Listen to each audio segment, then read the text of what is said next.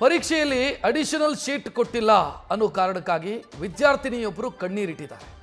ಪರೀಕ್ಷಾ ಕೇಂದ್ರದ ಹೊರಗೆ ವಿದ್ಯಾರ್ಥಿನಿ ಗೋಳಾಡಿದ್ದಾರೆ. ಉಪನ್ಯಾಸಕ ಅನ್ಯಾಯ ಮಾಡಿದ್ರು ಅಂತ ವಿದ್ಯಾರ್ಥಿನಿ ಹಿಡಿ ಶಾಪ ಹಾಕಿದ್ದಾರೆ. ದಾವಣಗೆರೆ ಜಿಲ್ಲೆಯ ಜಗಳೂರು ಪಟ್ಟಣದಲ್ಲಿ ನಡೆದಿರುವಂಥ ಘಟನೆ ಇದು. ವಿದ್ಯಾರ್ಥಿನಿಯ ಸಮಯ ವ್ಯರ್ಥ ಮಾಡಿದ್ದಾರೆ ಉಪನ್ಯಾಸಕ ಅನ್ನೋ ಆರೋಪವೂ ಕೂಡ ಕೇಳಿಬರ್ತಾ ಇದೆ. ಅಡಿಷನಲ್ ಶೀಟು ಆನ್ಸರ್ ಶೀಟ್ನ ಜೊತೆಗೆ ಹೆಚ್ಚುವರಿ ಶೀಟನ್ನು ಕೇಳಿದಾಗ ಕೊಡಲಿಲ್ಲ ಉಪನ್ಯಾಸಕರು ಅಂತ ವಿದ್ಯಾರ್ಥಿನಿಯೊಬ್ಬರು ಕಣ್ಣೀರು ಸುರಿಸ್ತಾ ಇರೋದನ್ನು ಗಮನಿಸ್ತಾ ಇದ್ದೀರಿ.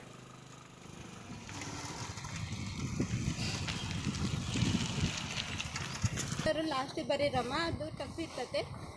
6 ಮಾರ್ಕ್ಸ್ ನಾವು ಕಡಿಮೆ ಆಗ್ಬಿಡ್ತಾವೆ ನಿಮಗೆ. 6 ಮಾರ್ಕ್ಸಿಂದ 3 ಮಾರ್ಕ್ಸ್ 2 ಮಾರ್ಕ್ಸ್ 1 ಮಾರ್ಕ್ಸ್ ಬರೀರಿ, ಫಸ್ಟಿಗೆ ನಂಬರ್ ಹಾಕ್ರಿ ನೀವು ಅಂತ ಟೀಚರ್ಸ್ ಹೇಳಿ ಕಳಿಸಿದ್ದಾರೆ. ಅದೇ ಫಾಲೋ ಮಾಡ್ತಿದ್ದಾರೆ ಅವರು.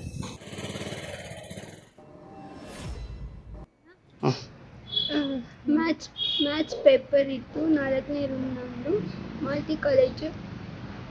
ಅಡಿಷ್ನಲ್ ಶೀಟ್ ಕೇಳಿದ್ದೆ. ಫಸ್ಟಿಗೆ 2 ಪೇಜ್ ಇತ್ತು. ಸರಿ ಬರೀರಿ ಅಂತ ಹೇಳಿದರು. ಆಮೇಲೆ ಕೊಡ್ತೀವಿ ಅಂತ ಬರೆದೆ, ಎಲ್ಲ ಕಂಪ್ಲೀಟ್ ಮಾಡಿದೆ. MCQsಗೆ ವರ್ಕ್ ಮಾಡೋಕ್ಕೂ ಜಾಗ ಇದ್ದಿಲ್ಲ. ಅದಕ್ಕೆ ಇನ್ನೊಂದು ಸಲ ಕೇಳಿದೆ, ಅರ್ಧ ಗಂಟೆ ಇದ್ದಂಗೆ. ಅವ್ರು ಕೊಡಲಿಲ್ಲ. ಏನಂತ ಹೇಳಿದರು ಅವರು? ಇಲ್ಲಮ್ಮ ಅದಿಷ್ಟು ಫಿಲ್ ಮಾಡಿರಿ ಅಂತ, ಇಷ್ಟಿಷ್ಟು ಪೇಜ್ ಇದ್ರೂ ಕೂಡ ಇದಿಷ್ಟು ತುಂಬಿಸ್ರಿ ಅಂತ ಹೇಳಿದರು. ಅಷ್ಟು ತುಂಬಿಸಿ ಈ ಕಡೆ ಪೇಜ್ ಬರೆಯೋಕ್ಕೆ ಅಲ್ಲೂ ಜಾಗ ಇದ್ದಿಲ್ಲ. ಅದಕ್ಕೆ ಕೇಳಿದೆ. ಮತ್ತು ಹಿಂಗೆ ಇಲ್ಲಿ ಇಷ್ಟು ಬರೆದು ಮತ್ತೆ ಈ ಕಡೆ ಇಷ್ಟು ಬರೆಯೋಕ್ಕೆ ಮಾರ್ಕ್ಸ್ ಕೊಡಲ್ಲ ಅಂತ ಹೇಳಿದರು ಟೀಚರ್ಸು. ಅದಕ್ಕೆ ಬರೀಲಿಲ್ಲ, ಕೇಳಿದೆ, ಅವ್ರು ಕೊಡಲಿಲ್ಲ. ಅದಿಷ್ಟು ಫಿಲ್ ಮಾಡಿರಿ ಆಮೇಲೆ ಕೊಡ್ತೀವಿ ಅಂತ ಹೇಳಿದ್ರು ಅಷ್ಟೆ. ಟೈಮ್ ಇತ್ತು, 1 ಗಂಟೆ ಇದ್ದಂಗೂ ಕೇಳಿದೆ. ಅವ್ರು ಫಿಲ್ ಮಾಡಿರಿ ಅಂತ ಹೇಳಿದ್ಮೇಲೆ ಅರ್ಧ ಗಂಟೆನೂ ಇತ್ತು. ಕಾಲೇಜ್ನಲ್ಲಿ ನಲಂದ ಕಾಲೇಜ್ನಲ್ಲಿ 2 ಸೈಡ್ ಈ ಕಡೆ ಅರ್ಧ ಆ ಕಡೆ ಅರ್ಧ ಬರೆದ್ರೆ ಅವ್ರು ಮಾರ್ಕ್ಸ್ ಕೊಡಲ್ಲ, ಒಂದೇ ಸೈಡೇ ಬರೀಬೇಕಂತ ಹೇಳಿದ್ದಾರೆ. ಹಂಗಾಗಿ ಇವರು 4 ಲೈನ್ ಬಿಟ್ಟು ಬರೆದಿದ್ದಾರೆ. MCQs ಲಾಸ್ಟಿಗೆ ಬರೀರಿ ಅಂತ ಅವ್ರು ಕಾಲೇಜ್ನಾಗ ಏನು ರೂಲ್ಸ್ ಹೇಳಿದಾರೆ ಅದನ್ನ ಕೇಳಿದ್ದಾರೆ. ಇಲ್ಲ ಫಸ್ಟಿಂದನೇ ಲಾಸ್ಟ್ನವರೆಗೂ ಅಷ್ಟು ಒಂದು ಲೈನ್ ಖಾಲಿ ಬಿಡಲ್ದಂಗೆ ಅಷ್ಟು ಫಿಲ್ ಮಾಡ್ಬೇಕಂತ ಅವಾಗೇ ಕೊಡ್ತಾರೆ. ಅದಕ್ಕೆ ನಾವು ದುಡ್ಡು ಕಟ್ಟಿರಲ್ವಾ ಕಾಲೇಜಿಗೆಲ್ಲ, ಎಷ್ಟು ಕಟ್ಟಿರ್ತೀವಿ, ಎಷ್ಟು ಕಷ್ಟಪಟ್ಟು ಓದ್ತಿರ್ತೀವಿ ಮಕ್ಕಳಿಗೆ. ಈಗ ಏನಂತಾರಮ್ಮ ಇವರು? ಸೀಟ್ ಕೊಟ್ಟಿಲ್ಲ, ಎಲ್ಲ ಫಿಲ್ ಮಾಡ್ರಿ ಅಂದರೆ ಇಷ್ಟಿಷ್ಟು ಇರೋದನ್ನೆಲ್ಲ ಫಿಲ್ ಮಾಡಿದಾಳೆ, ಆದರೂ ಕೊಟ್ಟಿಲ್ಲ. 7 ಮಾರ್ಕ್ಸ್ ಹೋದು, 1% ಯಾರು ಕೊಡ್ತಾರೆ? ಫ್ರೀಯಾಗಿ ಅವ್ರು ಕೊಡ್ತಾರಾ? ಕೊಡೋದಾದ್ರೆ ಕೊಡಲಿ, ನೋಡೋಣ. ಈ ಬಗ್ಗೆ ಹೆಚ್ಚಿನ ಡೀಟೇಲ್ ಇಡೋದಕ್ಕೆ ನಮ್ಮ ಪ್ರತಿನಿಧಿ ಮಹಾದೇವ್ ಫೋನ್ ಸಂಪರ್ಕದಲ್ಲಿ. ಮಹಾದೇವ್, ಪಾಪ ವಿದ್ಯಾರ್ಥಿನಿ ಕೇಳಿದ್ದು ಅಡಿಷನಲ್ ಶೀಟ್ ಕೊಡಿ ಅಂತ, ಉಪನ್ಯಾಸಕರ ಹತ್ರ ನಿಮ್ಮ ಆಸ್ತಿ ಬರ್ಕೊಡಿ ಅಂತ ಕೇಳಿಲ್ಲ. ಮತ್ತೆ ಏನಂತ ಒಂದು ಅಡಿಷನಲ್ ಶೀಟ್ ಕೊಡೋದಕ್ಕೆ ಏನಂತೆ ಸಮಸ್ಯೆ? ರಕ್ಷತ್, ಏನು ಈ ಘಟನೆ ನಡೆದಿರುವಂತದ್ದು ನಿನ್ನೆ ದಾವಣಗೆರೆ ಜಿಲ್ಲೆ ಜಗಳೂರು ಪಟ್ಟಣದ ಪರೀಕ್ಷಾ ಕೇಂದ್ರದಲ್ಲಿ ಒಂದು ವಿದ್ಯಾರ್ಥಿ ನಲಂದ ಕಾಲೇಜಿನವಳು ಎಕ್ಸಾಮ್ ಬರೆಯೋಕೆ ಮಾಲ್ತಿ ಒಂದು ಕಾಲೇಜಿಗೆ ಬಂದಿರ್ತಾರೆ. ಈ ಒಂದು ಸಮಯದಲ್ಲಿ ಮ್ಯಾಥಮೆಟಿಕ್ಸ್ ಎಕ್ಸಾಮ್ ಇರುತ್ತೆ. ಇವಳು ಸೈನ್ಸ್ ವಿದ್ಯಾರ್ಥಿನಿ ಆಗಿರೋದ್ರಿಂದ ಮ್ಯಾಥಮೆಟಿಕ್ಸ್ ಎಕ್ಸಾಮ್ ಇರುತ್ತೆ.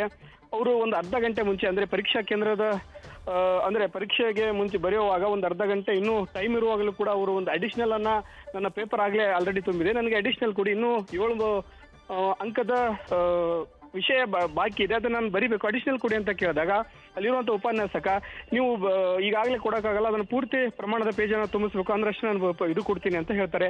ಆದರೆ ವಿದ್ಯಾರ್ಥಿನಿಯವರು ಹೇಳ್ತಾ ಇದ್ದಾರೆ, ನನಗೆ ನನ್ನ ಕಾಲೇಜಲ್ಲಿ, ನನ್ನ ಪದವಿ ಪೂರ್ವ ಕಾಲೇಜಲ್ಲಿ ಈ ರೀತಿಯಾಗಿ ಹೇಳಿಕೊಟ್ಟಿದ್ದಾರೆ, ನಾನು ಅದೇ ರೀತಿಯಾಗಿ ನನ್ನ ಎಕ್ಸಾಮನ್ನು ಬರಿತಾ ಇದ್ದೀನಿ. ಅಂದರೆ ಕೆಲವೊಂದು 2 ಲೈನನ್ನು ಬಿಟ್ಟು ಎಲ್ಲ ಅಟ್ರಾಕ್ಷನ್ ಆಗೋ ರೀತಿ, ಒಳ್ಳೆ ಬರವಣಿಗೆ ಇರೋ ರೀತಿ ವಿದ್ಯಾರ್ಥಿನಿ ಬರೆದಿರ್ತಾಳೆ. ಹೀಗಾಗಿ ಮತ್ತೊಂದು ಸ್ವಲ್ಪ ಅಡಿಷನಲ್ ಕೊಡಿ ಅಂತ ಕೇಳ್ತಾರೆ. ಆದರೆ ನೀನು ಈ ರೀತಿಯಾಗಿ ಬರೆದ್ರೆ ನಿನಗೆ ಅಡಿಷನಲ್ ಎಲ್ಲೋ 10-15 ಕೊಡಬೇಕಾಗತ್ತೆ ಅಂತ ಹೇಳಿ ಈ ರೀತಿಯಾದಂಥ ಒಂದು ಬೇಜವಾಬ್ದಾರಿ ಉತ್ತರವನ್ನು ಕೊಟ್ಟಿದ್ದಾರೆ. ಇದರಿಂದ ಸಾಕಷ್ಟು ನೊಂದ್ಕೊಂಡಂತ ವಿದ್ಯಾರ್ಥಿನಿ ಬಂದು ಪರೀಕ್ಷಾ ಕೇಂದ್ರದಿಂದ ಬಂದು ಹೊರಗೆ ಕಣ್ಣೀರನ್ನು ಹಾಕಿರುವಂಥದ್ದು. ಎಲ್ಲರಿಗೂ ಅನಿಸ್ಬೋದು, ಏನು 7 ಅಂಕದ ಅಷ್ಟೆಲ್ಲ ಬಿಟ್ಟಿದ್ದಾರೆ, ಅದರಲ್ಲಿ ಪಾಸ್ ಆಗ್ತಾರೆ, ಅದೇನು ಹೆಚ್ಚು ಕಡಿಮೆ ಅಂಕ ಅಲ್ಲ ಅಂತ ಅನ್ಬೋದು. ಆದರೆ ವಿದ್ಯಾರ್ಥಿನಿ ಕಷ್ಟಪಟ್ಟು ಓದಿ ಅದರಲ್ಲಿ ರ್ಯಾಂಕ್ ಬರಬೇಕು ಅಂತ ಹೇಳಿ ಓದ್ತಾ ಇರ್ತಾರೆ. ಇಂಥ ಒಂದು ಸಮಯದಲ್ಲಿ ಆಕೆಗೆ ಆಸೆಗೆ ಪೆಟ್ಟು ಬಿದ್ದಿದೆ. ಉಪನ್ಯಾಸಕನ ಈ ರೀತಿ ಬೇಜವಾಬ್ದಾರಿ ಕೆಲಸದಿಂದ ಆ ವಿದ್ಯಾರ್ಥಿನಿ ಕಣ್ಣೀರು ಹಾಕುವಂತ ಕೆಲಸ ಆಗಿದೆ. ಅಲ್ಲಿ ಮೇಲಧಿಕಾರಿಗಳು ಕೂಡ ಗಮನಕ್ಕೆ ಈ ವಿಚಾರವನ್ನ ಗಮನಕ್ಕೆ ತಂದ್ರು ಕೂಡ ಇದುವರೆಗೂ ಆ ಉಪನ್ಯಾಸಕನ ಬಗ್ಗೆ ಯಾವುದೇ ರೀತಿಯಾದಂಥ ಕ್ರಮವನ್ನು ಕೈಗೊಂಡಿಲ್ಲ. ಮತ್ತೆ ಯಾಕೆ ಈ ರೀತಿ ಮಾಡಿದೆ ಅಂತ ಸ್ಪಷ್ಟನೆ ಕೇಳುವಂತ ಕೆಲಸವನ್ನು ಮಾಡಿಲ್ಲ. ಇನ್ನಾದರೂ ಪರೀಕ್ಷಾ ಕೇಂದ್ರದ ಉಪನ್ಯಾಸಕರು ವಿದ್ಯಾರ್ಥಿಗಳ ಜೊತೆಗೆ ಸರಿಯಾಗಿ ನಡೆದುಕೊಳ್ಬೇಕು. ಏನು ಅವರು ರೂಲ್ಸ್ ರೆಗ್ಯುಲೇಷನ್ ಅನ್ನು ಮಾಡಿರ್ತಾರೆ ಆ ರೀತಿಯಾಗಿ ನಡೆದುಕೊಳ್ಬೇಕು. ಕೆಲವೊಂದಿಷ್ಟು ಮಾನವೀಯತೆ ವಿಚಾರದಲ್ಲೂ ಕೂಡ ಅವರಿಗೆ ಅವಕಾಶವನ್ನು ಕೊಟ್ಟು ಪರೀಕ್ಷೆಯನ್ನ ಬರೆಸುವಂತ ಕೆಲಸವನ್ನು ಮಾಡುತ್ತೆ. ಆದರೆ ಈ ಉಪನ್ಯಾಸಕರು ಈ ರೀತಿ ಬೇಜವಾಬ್ದಾರಿ ನಡೆದುಕೊಂಡಿದ್ದು ಅಲ್ಲಿನ ವಿದ್ಯಾರ್ಥಿಗಳು ಮತ್ತು ಕೆಲವೊಂದಿಷ್ಟು ಶಿಕ್ಷಣ ಪ್ರೇಮಿಗಳಿಗೂ ಆಕ್ರೋಶಕ್ಕೂ ಕಾರಣವಾಗಿರುವಂಥದ್ದು. ರಕ್ಷತ್, ಧನ್ಯವಾದ ಮಹದೇವ್ ಮಾಹಿತಿಗೆ. ನ್ಯೂಸ್ ಫಸ್ಟ್ ನಿರ್ಭೀತಿಯಿಂದ ನಿಮ್ಮ ಪರವಾಗಿ.